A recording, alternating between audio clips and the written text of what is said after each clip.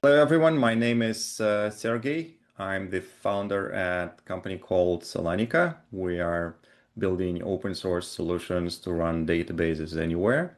And today I'm going to tell you more about treating databases as cattle. We're going to discuss how to apply various stateless architecture patterns to stateful workloads. And this is the agenda. So we will talk a bit about the problem. So what is it, the path? What is the path problem overall? I'll show you some wall of love and hate. It's about the love and hate for running databases on Kubernetes, which is kind of fascinating. And we also going to look into various architecture patterns and ideas, what to do and what not to do when you run databases on Kubernetes and when you think about databases as cattle. Also, we will look into operators, which help you to run various workloads on K8s. We're gonna introduce OpenEverest. That's the project that we work on in Salonika. And if we have some time, we're gonna do some Q&A session as well. So let's talk about the path problem. So historically, applications were treated as cattle. It means that there are lots of instances of your web service or your other stateless application, and killing one of this instance or container does not hurt your application overall or your service. For databases, though, they were always treated differently. They were sitting on big machines outside of DevOps view. They were manual, scary to manage, scary to restart. They had always uptime of years and were rarely upgraded because they were running in some isolated network. So security vulnerabilities were not a problem mostly, right? And in early days, when engineers were thinking, okay, we're already running our applications in Kubernetes, we're already treating them as cattle. We can start treating databases the same way. We can Dockerize our VMs, our bare metal servers that run databases and run it in Kubernetes. But usually it was the road to failure. There were multiple issues. And the first one is containers are ephemeral beasts, meaning that storage is wiped when container is restarted. So you can't have any state saved within a container. It's going to be wiped out, and it's by design. Auto recovery is also a problem, and mostly because when you move your workloads to Kubernetes, your replica or your primary are going to restart quite frequently.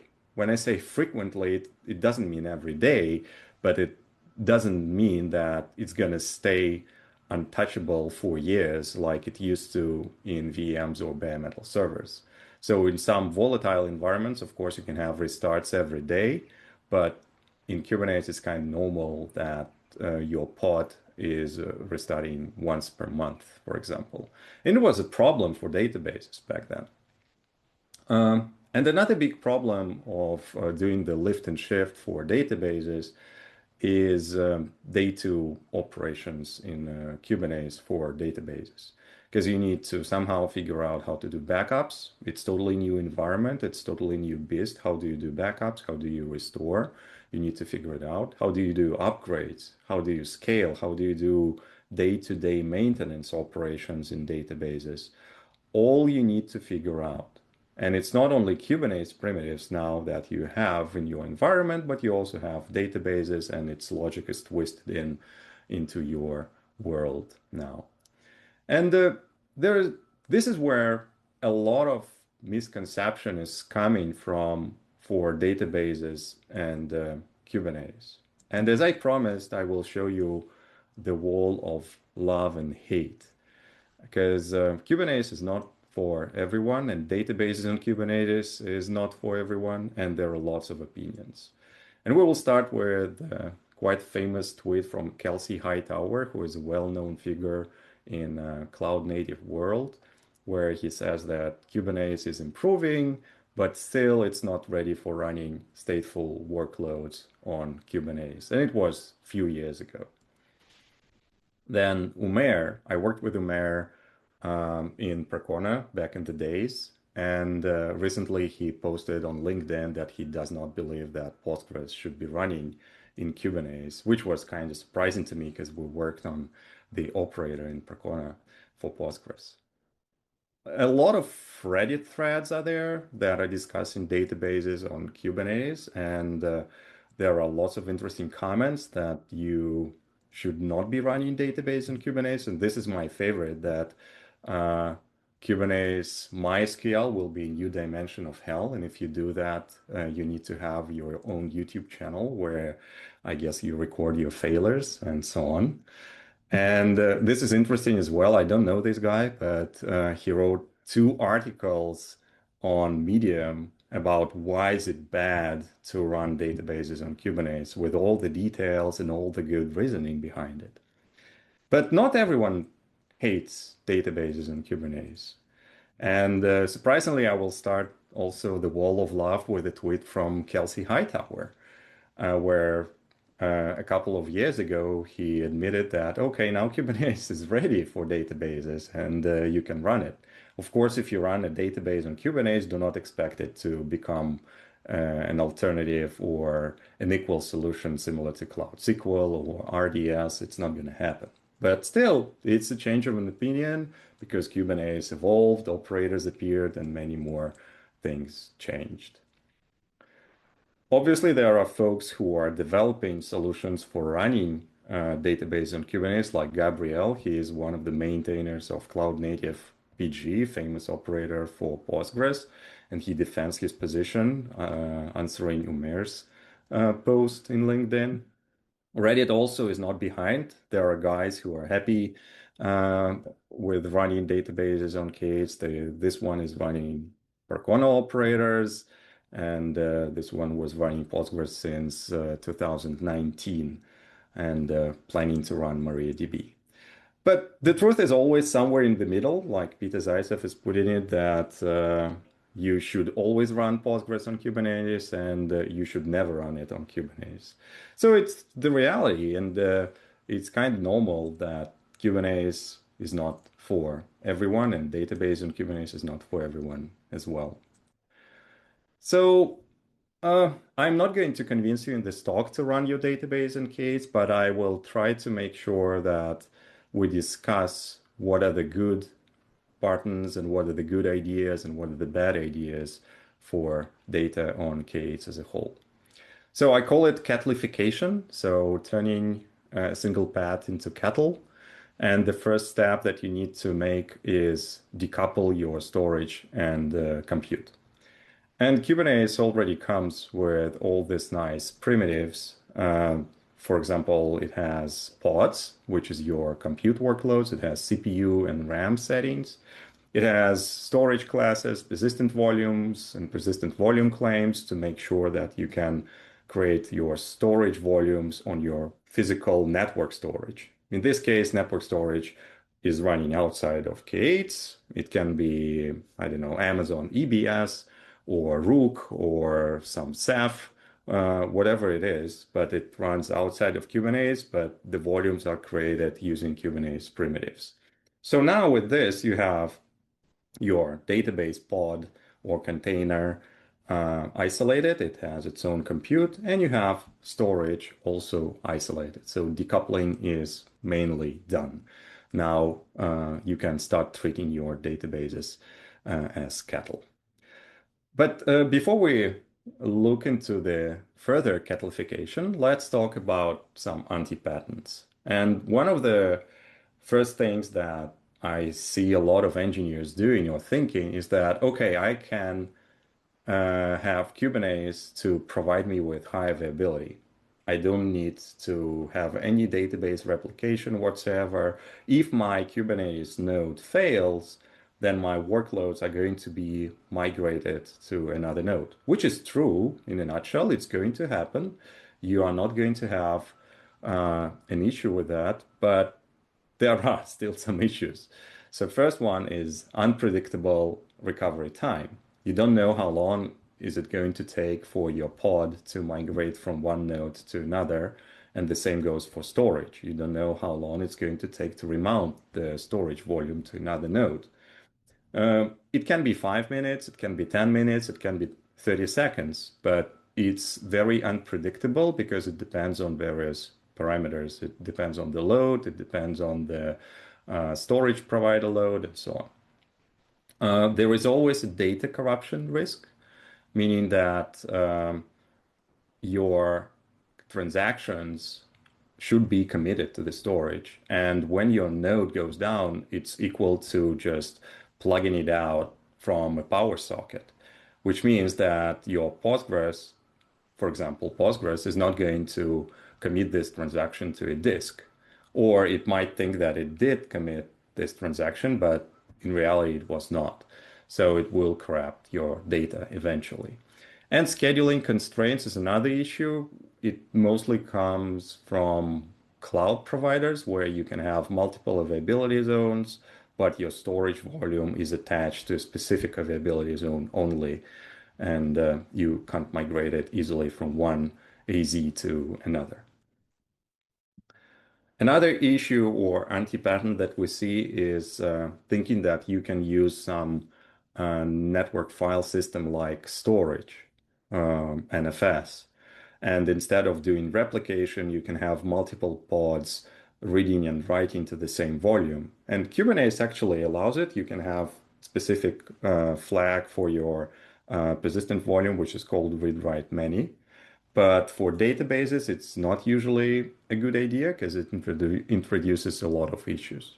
So first one is file locking. When you work with network file systems and you write to some specific file, you lock it so no other system can write into it. And for databases, it's a huge problem. Another one is performance bottleneck. Mostly it comes because all network file systems work on top of TCP/IP protocol, and it introduces a lot of latency. And again, for databases, it's not a good thing. fsync is a system call that ensures that data is physically written to disk before confirming a transaction. And many network file system implementations lie to the operating system about this system call completion to improve speed. So in reality, they say, oh, yeah, I committed this transaction, the data is written, but they failed to do it and they failed to propagate the signal correctly. And as a result, your Postgres thinks or your other database thinks that the data is there, but it's not.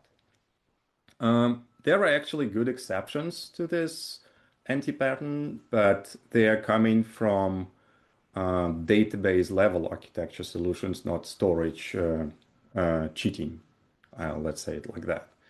And one of the solutions is called Neon Postgres. They call themselves serverless Postgres. Neon's architecture is fundamentally different from traditional Postgres. And instead of using standard streaming replication or network attached storage, Neon disaggregates the database by stripping out the local storage layer and replacing it with a custom distributed storage engine. And I think it's written in Rust, so it should be quite fast. So it's deep architecture change for a database, not storage magic. Another anti-pattern that is widely popular in Kubernetes is storage level replication. And it's not the same as network file system.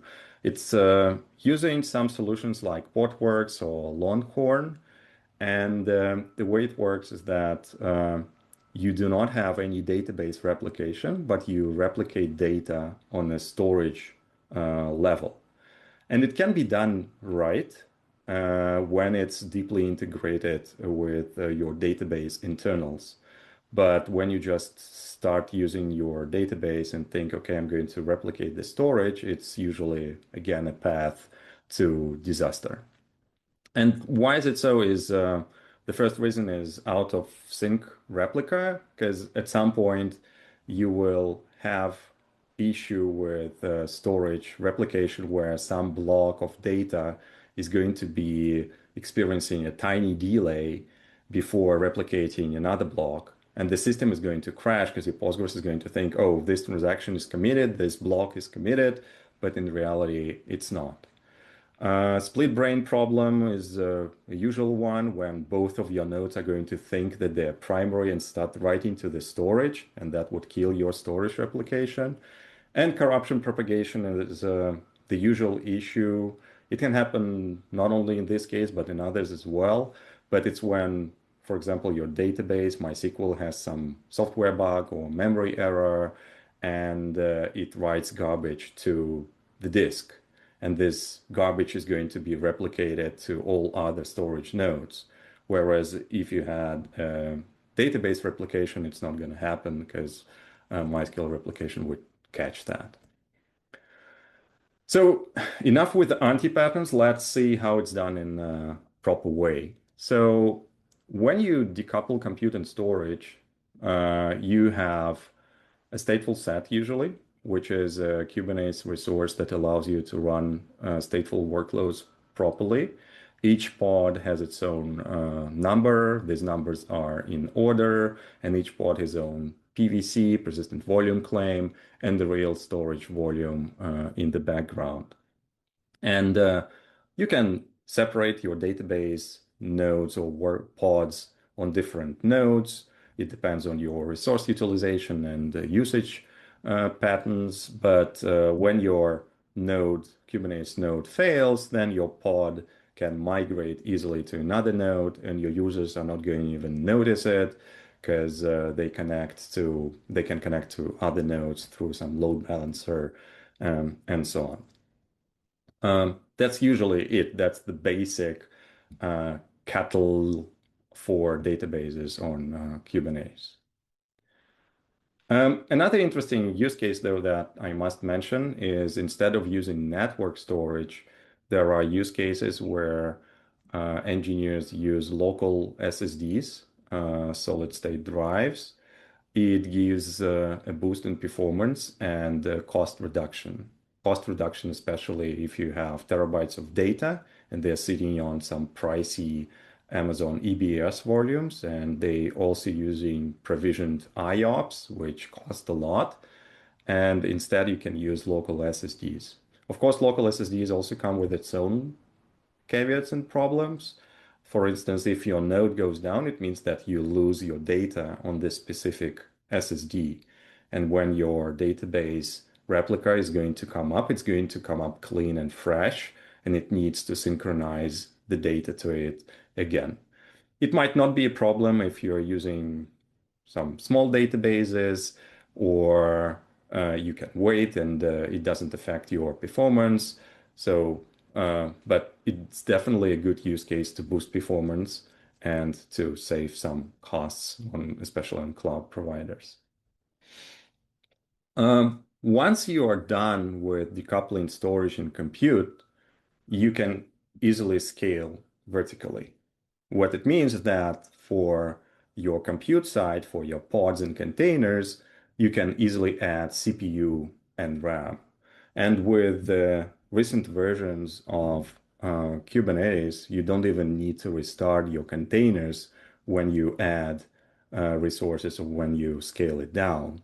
And it's very useful sometimes, especially in the peak hours when you don't want to restart your read replicas because you know that it might affect the user experience for your end customers. And so you scaled CPU, now you can also expand the volume. Volume expansion is done in Kubernetes quite natively, and the support of it depends on the underlying storage layer. What it means is that there are some providers that do not support it, but most of them do. For example, all the cloud providers like Amazon and Google Cloud, they do support volume expansion, but remember that you can expand the volume, but you can't shrink it back easily. To shrink it back, you will need to do some migration So recreate the pod, recreate the storage, and it will work. But usually it's not needed. Your data is usually growing and growing. At some point you might clean it up, but it's another story. So let's say we are done with decoupling CPU and storage, and now we have a kettle. We have a kettle, proper kettle of database instances. So what do we do now? Well, you need to do something about configuration and database components because databases do not run in isolation. For example, you need to set up replication between your primary and replica, for example. To do that, you need to configure it. To configure it in Kubernetes, you add config maps. Then you need to store somewhere your TLS certificates, your passwords for database, if your operator or database supports that. And to do that, you need secrets. So you create secrets objects. Then you think that it would be good to connect to a database, so you need to create a resource called service. It can be a load balancer or an internal cluster IP service, doesn't matter. Then you think, oh, I actually need to balance my workloads. I actually need to pool my connections. I can use some kind of HE proxy or PG pool or PG bouncer, whatever database you have. It doesn't matter. And you create a container, a pod for it. You need to create config maps to configure it. You need to create a service to expose it to the outside world and so on. So it will become more and more complex over time once you look into it. And let's also think about backups, how you can solve it here. You will need to create a bucket. You will need to somehow upload the data. So this scheme is quickly going to become red because you're going to add more and more components into the picture. But the thing is that uh, these components and configuration, it can be done with Helm charts. What Helm charts are great at is that they um, generate YAML manifest through some templates, and you can define, oh, I need this number of replicas, I need this backups, and so on. But they are good at deploying things. But once you deploy things, the real work starts with day two operations. It's again taking backups, ensuring that your database and its components are upgraded. It's that maintenance is done on them, is that they're auto-healing properly. When I say auto-healing, is that when your pod goes down, it's going to restart? Yes. But when it goes up, do you know that it has the latest transaction committed or not? And so on and so forth. So there are lots of day two operations that you need to perform with your databases. And gladly, there is also a solution to that called operators. And I talk a lot about operators always in my talks during conferences because they are awesome. And the way they work is they expand your Kubernetes API.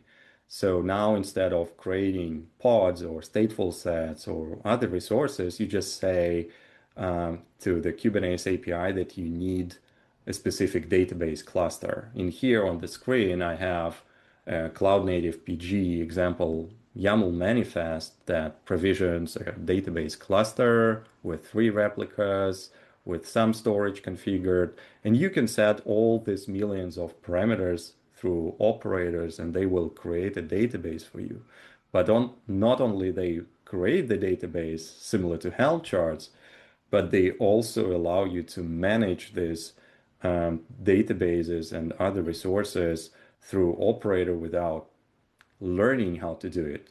You can just say, take a backup and upload it to this bucket, make sure that you upgrade my database to this version. An operator is going to handle all this complex logic for you without the need for you to touch anything. And operators are still not a silver bullet. They're great, but they come with their solutions and with their issues. So solutions, there are many operators. There are many database technologies, and I can assure you that for almost every database technology, there is a Kubernetes operator. Or operators are not only for databases, they're also for things like Kafka, which is a streaming thing, right? And so on. Most of the operators, if not all, they come with encoded experience. What does it mean is that when some vendor creates a database operator, let's say Percona created an operator for MongoDB. The engineers who created this operator, they encoded the experience with this database into this operator. So now when you create a cluster, when you manage it, a Mongo cluster with this operator, it's going to be managed in a way that a good engineer is going to do it. So that all the fine-tuning parameters are there, all the security guardrails are there already implemented, and operators will also protect your database from you as an engineer doing something nasty or not so smart. And also Kubernetes and operators, they are coming as a tandem to provide perfect cattle management. What it means is that you don't need to think about Kubernetes primitives anymore, and you also don't need to think about database internals. Operators do it all for you. But it's all not that great, right? There are still issues with operators. And the first issue, surprisingly, is the same as the solution. There are many operators, and they are different. What it means is that for Postgres only, there are at least 5 operators. For MySQL, at least 3. For ClickHouse, at least 2. And all these operators, they different between each other. They have different capabilities. They have different integrations. They have different YAML manifests. And when you want to use them all, you need to learn them all. And you need to understand all the limitations of each individual operator separately. Another issue is that operator is the new pet. Operator is a piece of software that has its own life cycle, release life cycle, that it needs to be upgraded, it needs to be maintained. If it goes down, then your databases are still running, yes, but at the same time, you can't perform any operations on your database without the operator running. And operators are cluster specific, so they run within a single Kubernetes cluster. And it's a problem if you are running in multiple clouds or you have multiple data centers that are far apart, because in that case, you would have multiple Kubernetes clusters and you need to somehow connect the dots here so that your database is spread across multiple data centers. Of course, if you need that too. So at Salonika, we're working on an open source project called Open Everest. It's an open source cloud native database platform. It's production ready because we already have users and customers who run databases with Open Everest in production. And we're working on a lot of nice features, including modular core, and I'll explain it a bit later. And we're also donating it to CNCF so that it gives assurance that it's going to stay open source. We're not going to do some license change, as you know, happened in the past with database vendors, and so on and so forth. So Open Everest at a glance, if you look at this picture from left to right, you as a user, you are going to interact with Open Everest through either web interface or API or CLI or directly through the custom resource definition that Open Everest exposes as well. Then you're gonna have plugins. Right now we support MySQL, Postgres, and Mongo with Redis and ClickHouse and other technologies coming soon. Each operator is a plugin that Open Everest manages, that Open Everest takes care of. It can upgrade it and so on and so forth. And when you click in the UI that you want to create a database or do some operations on your existing database, it's going to execute it through the operator, through this plugin, so that all this encoded intelligence that I talked about before is there already, and you don't need to think twice whether it's going to crash your database or your database is going to be resilient, secure, and so on. Uh, but again, I want to be very transparent here that Open Everest has its own use cases. It's not for everyone. I would recommend Open Everest to developers who want to start their journey with databases and Kubernetes. Instead of learning different operators, you can just install Open Everest with a single command and easily start using it and easily start running databases right away. And they will be running the same way as you would do with operators that you love. For platform engineers, we have multiple use cases where companies build their internal development platforms or internal or public database as a service. They integrate with OpenEverest through APIs or custom resource definitions. And definitely, if you're database engineer or operations engineer like DevOps, and you need to run databases or in some hybrid cloud environment, like across different data centers, plus in the clouds or on-prem, then it's definitely a tool for you because it also supports multiple databases technologies. And it's easier to scale because it runs on Kubernetes and it can run anywhere. I would say that if you're just starting your Kubernetes journey, you never touched it before, and you never ran any application in Kubernetes, then it might be a bit complex for you because you still need to understand how Kubernetes works before you start using OpenEverest, because you'll need to set up storage, you'll need to make sure that your network is in order, because you'll need to expose your databases and so on. So if you're in one of these categories, definitely OpenEverest is for you. And again, I'll say that OpenEverest is not for everyone. Databases on Kubernetes is not for everyone. But if you are starting your journey, if you want to play with it, I would recommend it heavily because it would simplify database deployment and management for you greatly. And you can stay calm even if you don't like databases in Kubernetes or you love it.